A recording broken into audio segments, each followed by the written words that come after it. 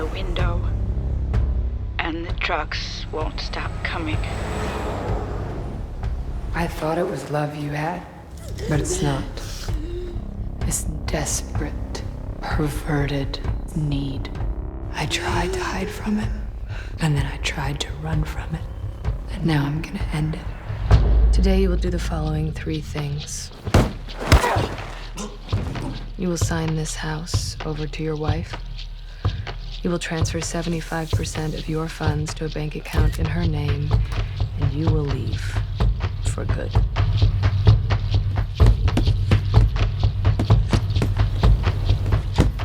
Let me fight, so they don't have to.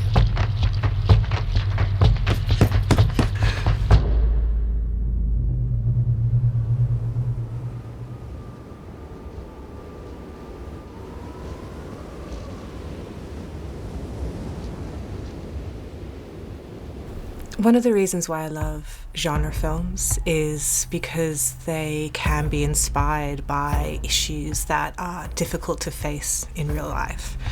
And for a Vigilante, I was really awe-inspired by the strength of domestic abuse survivors.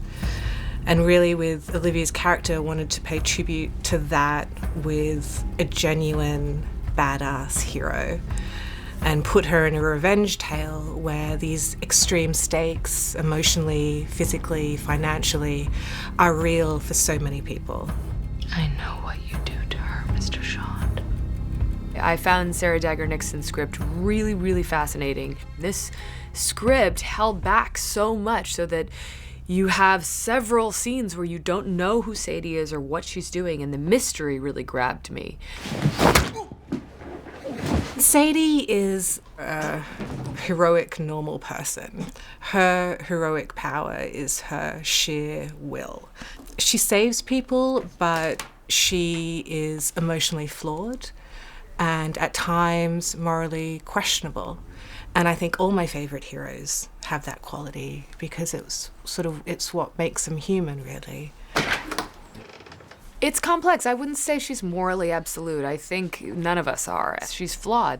There's something unhinged about her. And while it may be understandable because of what she's been through, she's still someone who's able to kill someone with her bare hands. She's someone who takes pleasure in seeing someone suffer because she feels they deserve it. And I think that's why it was interesting to play her, because I think if you're playing someone who's perfect in every way, it's not interesting to play or watch. Every graveyard is full of people that didn't make it. And you sit here alive and wasting. You have to fight back, even if it kills you.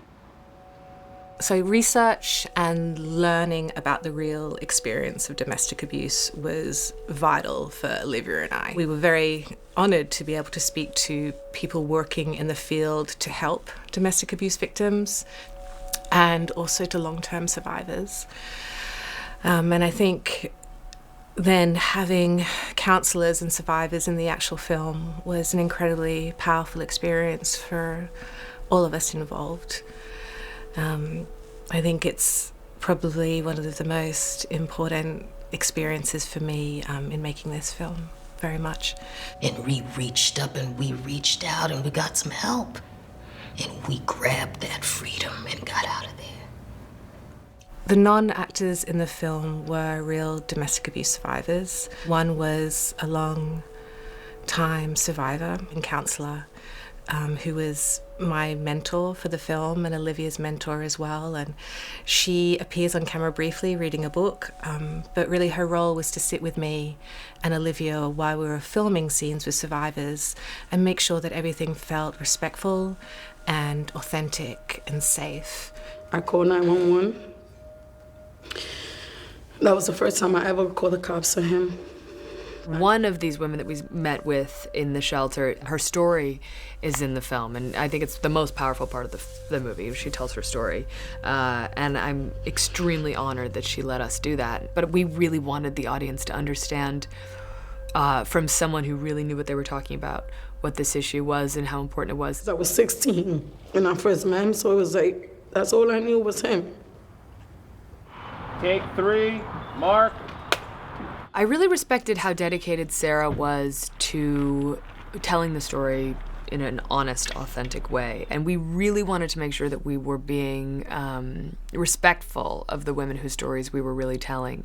And so we spoke to many survivors of domestic violence. We spoke to counselors in the shelter. And what I found so moving was that although I had considered myself an educated person who understood the statistics about domestic violence, who understood it sort of intellectually, spending time with those survivors allowed me to understand that domestic violence is much more than an event. It's about how it affects an entire family and an entire lifetime.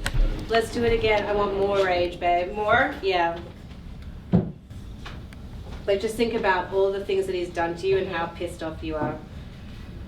And you can give it some more time before you go for that thing. Just build up, think of all the shit things he's done, and just build up the rage. And action.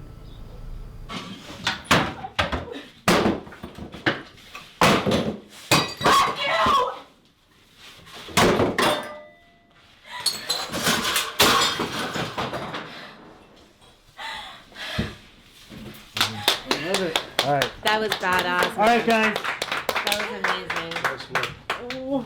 Sarah, the amount of care that she put into, making sure that the script and the story itself were authentic to, the experience of people that have been in similar situations was of the utmost importance for, our character of Sadie, played by Olivia Wilde.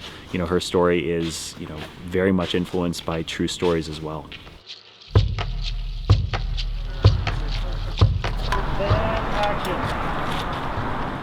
Olivia really wanted to inhabit the physicality of Sadie and spent 3 months training with a very nice but very deadly Krav Maga instructor.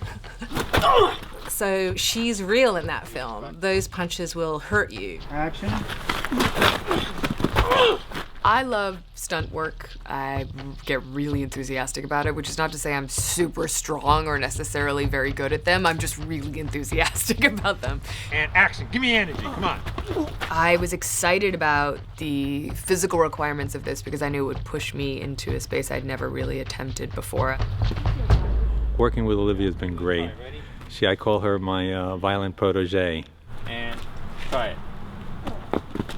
She basically is really easy to work with. She has really smart questions to ask. She's a great copycat. She'll see something and perform it as well as I hope she would. She takes great care in listening to details and notes, and she's not offended if I have some sort of input to provide her, regardless of what may be happening at the moment. So she's been really great to work with. So do the release, Viper shot, and then go back to one Viper shot, go back to one Viper shot. Great. The way that stunts ended up being incorporated into the storyline of this movie was that the female lead is basically relying on learning different self-defense action moves, so that she will not be a victim anymore.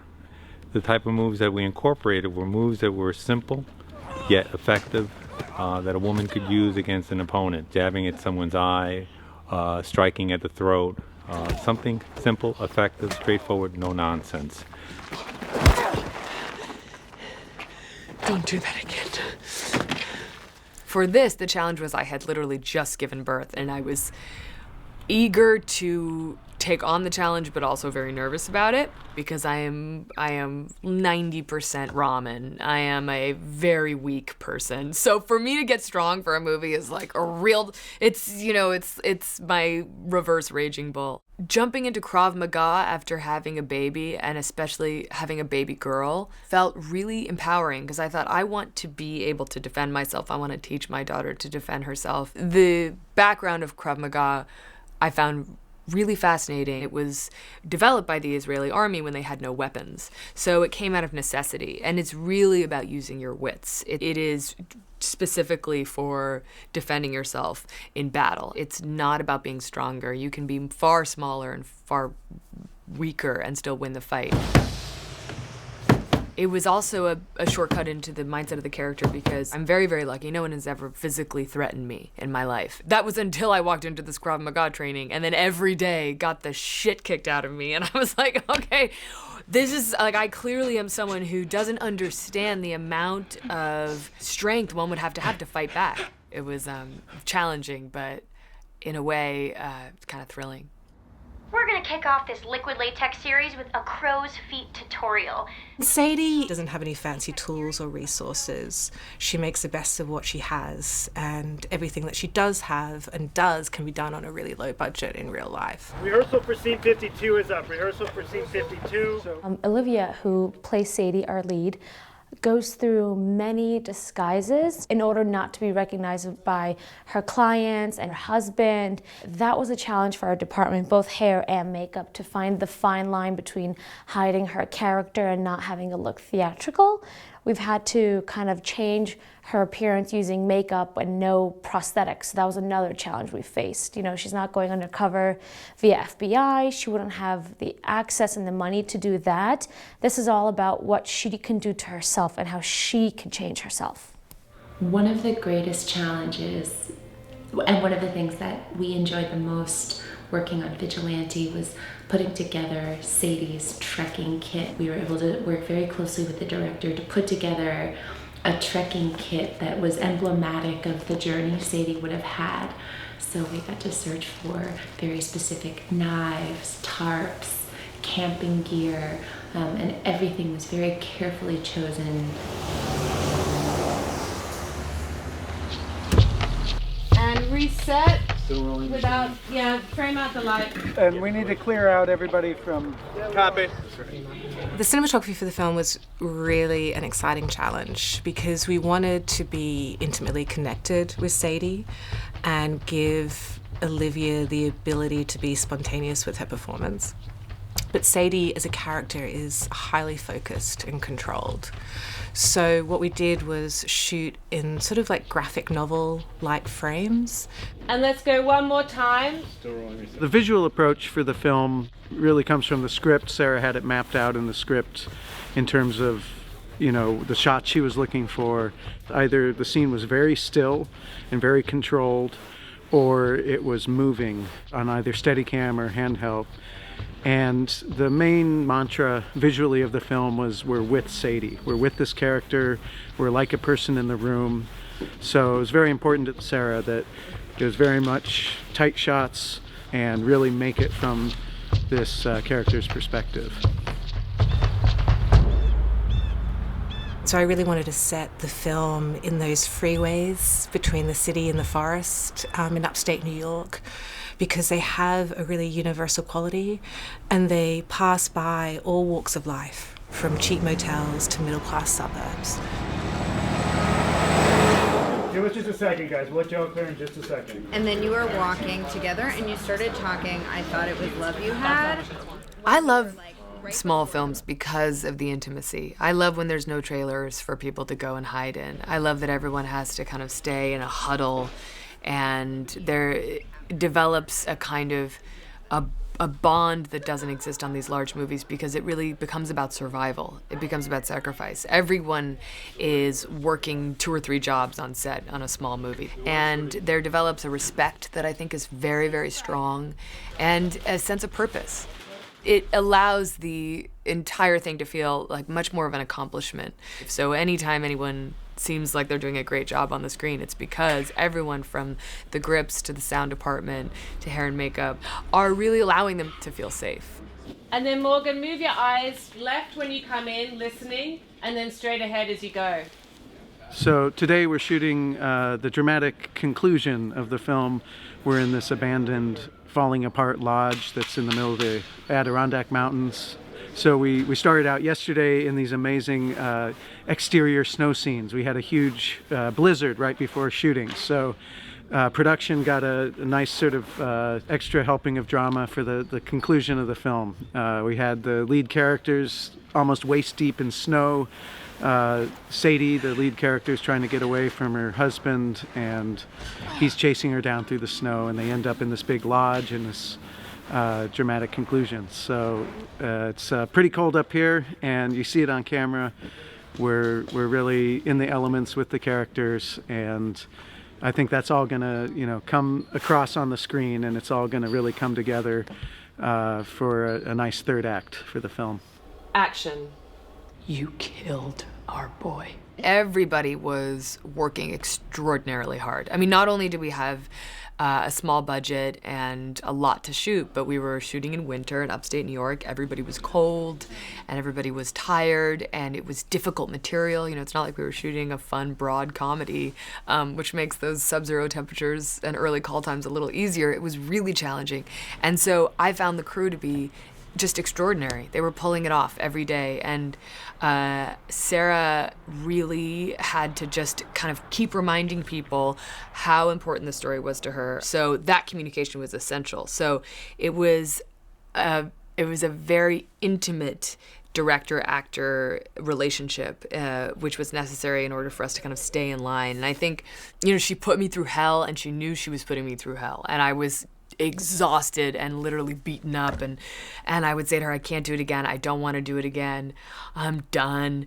And she would say, I need you to do it again. And I would just want to throw her in the snow. And it was a really difficult thing to pull off. It was a fascinating experience from reading that script and meeting Sarah and knowing she was launching into this new experience for her as a new director, and then seeing that through post-production was fascinating. Making a movie is so difficult. It's a miracle any movie ever gets made.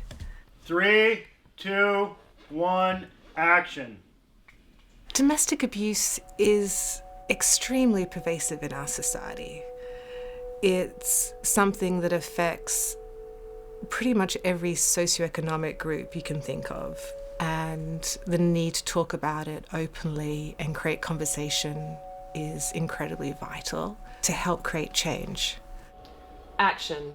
I hope that people watch this film and they feel differently about these victims who we hear about, but we assume are somehow complicit in this violence. Like most issues, if we just took a little bit more time to look to our left and right on the subway and help people out or allow people to feel seen, at the very least, I hope this film inspires somebody out there who might be in one of these dangerous situations to know that they're not alone, that they can find a community of people to help them understand the way out, and that this is not the definition of who they are. They're worth much more than this.